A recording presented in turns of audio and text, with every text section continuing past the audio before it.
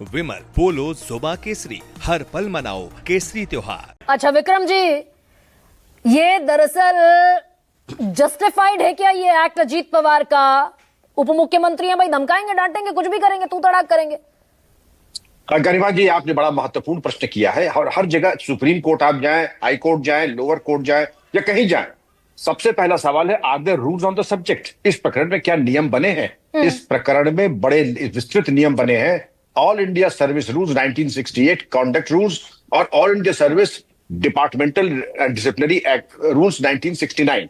उसमें यह दिया है, कोई भी आदेश सीधे अधिकारी को राजनेता नहीं दे सकता है। हाँ, ये चिट्ठी मैं भी लेकर आई हूं। हाँ जी, और मौखिक आदेश नहीं दे सकता, और अगर देता है तो अधिकारी उसको राइटिंग में रिड्यूस करके अपने रिपोर्टिंग ऑफिसर को भेजेगा और उसका स्पष्टीकरण लेकर के और उसके तदनुसार कार्रवाई करेगा। सामान्य शिष्टाचार में कभी कोई कमी नहीं होगी, सम्मान में कोई कमी नहीं होगी, लेकिन मौखिक आदेश ये स्वीकार नहीं है। मौखिक आदेश प्राप्त होते हैं तो उसको तुरंत राइटिंग में रिड्यूस करके अपने कमिश्नर ऑफ पुलिस को भेजिए, डीजीपी को भेजिए और तदनुसार कार्रवाई कीजिए। मतलब कुल मिलाकर ये मौखिक आदेश अजीत पवार, आदेश भी क्या है, तो धमकी है, नहीं दे सकते ना अजीत पवार जी। अब बृजमोहन जी इतने परिपक्व प्रवक्ता हैं, महिला तो महिला है और पुलिस विभाग बड़ा अनुशासन से चलता है। हमारे यहां अगर पुरुष अधिकारी एक आईजी भी आ जाता है तो हम उसकी बखिया उधेड़ देते हैं, लेकिन महिला अगर कांस्टेबल भी आती है, हम अपने शब्दों का चयन बहुत सोच समझ के करते हैं, क्योंकि ये हमारा समाज, इसमें कोई माफी का खाना नहीं है अगर हम असंयमित या अपरिमार्जित भाषा। और आपके, मैं समझता हूं पार्टी में बृजमोहन जी आप इतने परिपक्व प्रवक्ता हैं, आप भी अंदर से ये नहीं मान जाएंगे कि महिलाओं के साथ संबोधन और भाषा का प्रयोग अत्यंत संतुलित और सोच समझ के शब्दों का चयन होना चाहिए। ये तू क्या कर रही है, तू क्या कर लेगी, ये सब। और उप मुख्यमंत्री ऐसे ओहदे पर, उप मुख्यमंत्री तो वही है, लेकिन गरिमा जी वही मैं कह रहा हूं कि अगर हम ये मान लें आज कि the king can do no wrong, तो वो बड़ी भयावह स्थिति होगी। हाँ। सबकी अपनी अपनी मर्यादाएं हैं। हाँ। राजनेताओं का बड़े सम्मान के साथ उनकी मर्यादा अपनी जगह है। राजनेता, और आपने उसके बाद यूपीएससी में उसके डॉक्यूमेंट्स के ऊपर पुनः सत्यापन की बात कर दी। ये सत्यापन तो निरंतर होता ही रहता है, पुलिस वेरिफिकेशन होता है। ये भले ही हमारे राजनेताओं का पुलिस सत्यापन ना होता हो, आपकी डिग्रीज का सत्यापन ना होता हो, लेकिन आईपीएस अधिकारी जो है उसका क्विनियल अटेस्टेशन होता है, न सिर्फ नौकरी में आने के पहले और हर 5 साल के बाद चाल चलन और हर चीज का सत्यापन होता है। वो शीशे के घर में रहता है। आइए, और ये लड़की जिसको आपने बताया 335वीं रैंक आई है, आप देख सकती हैं, एक जी 355 रैंक इसकी आई है। मैं इसको बधाई देना चाहूंगा। और हमारा एक सीनियर ऑफिसर्स का एक फोरम, उसने कहा इस लड़की ने बड़े ही संयम और बड़े ही आत्म सम्मान के साथ, स्वाभिमान के साथ, बिना आपा खोए वही किया जो कानून उसको अनुमति देता है। सर, लेकिन एक और सवाल अगर मैं आपसे पूछूं, भाई अनगिनत घटनाएं इस देश में। गरिमा जी, एक प्रश्न मुझे करना है। बृजमोहन जी 1 सेकंड, अभी 4 लोग और हैं विक्रम सिंह जी जिनको मैंने अभी जरा भी मौका नहीं दिया। मैं आती हूं आपके पास लौटकर, don't worry. Sir Vikram ji, ये सवाल तो दरअसल ये है कि भाई पूरे देश में ये नेता धमकाते हुए दिख रहे हैं। संगीत सोम तो कह रहे हैं कि जूतों से पिटवाऊंगा। बीजेपी के नेता और दूसरे नेता कह रहे हैं कि आंख फोड़वा दूंगा, हाथ पैर तोड़वा दूंगा। ये तो हर दूसरे दिन की घटना है। मैंने कितनी घटनाएं बता दी।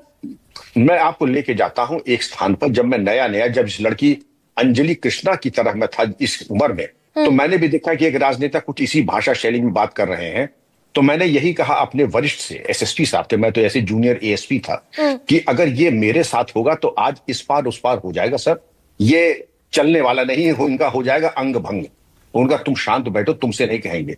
वो किससे क्या कहते हैं ये उस अधिकारी पर निर्भर करता है। जैसे होते हैं देवता, वैसा होता है पूजन। जो आदमी अंदर से 10 कमियां हैं तो उसको राजनेता क्या, उसको तो रिक्शे वाला भी धमका लेगा। नहीं सर, ज्यादातर की मजबूरी भी हो जाती है क्या? ना, बिल्कुल नहीं, बिल्कुल नहीं।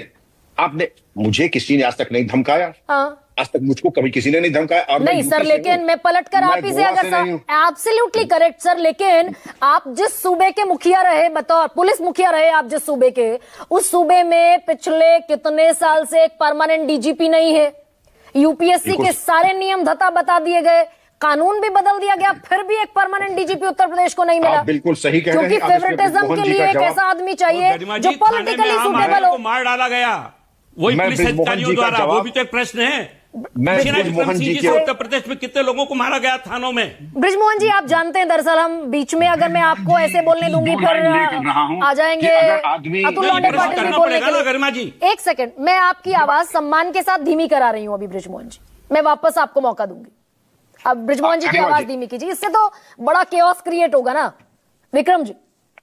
गरिमा जी, मैं ब्रिजमोहन जी के दो वाक्य लेना चाहूंगा। सरकार अगर बनती है, सरकार का चयन होता है, सरकार अगर बनती है तो उसका एकाधिकार है कि वो अपनी रुचि और अपनी स्वेच्छा से किसी उपयुक्त व्यक्ति की नियुक्ति करे, इसमें तो कोई मतभेद नहीं है। अब आते प्रकाश सिंह बनाम भारत सरकार 2006 में सुप्रीम कोर्ट की व्यवस्था कि डीजीपी बनाने में आपको पूरी स्वायत्ता है, लेकिन जो सर्वश्रेष्ठ 3 अधिकारी जिनका सेवा काल कुछ बचा हो उसको यूपीएससी भारत सरकार भेज के अनुमोदन करा के उन पैनल में से आप किसी को कर ले। अगर पैनल से आप बाहर जा रहे हैं तो आपकी बात सही है, वो चीज औचित्यपूर्ण नहीं है। सर नहीं मिला उत्तर प्रदेश को, इसका मतलब यही हुआ ना कि पॉलिटिकल फेवरेटिज्म इतना है कि सरकार चाहती है कि भाई हमारे मन मुफीद अधिकारी मिले।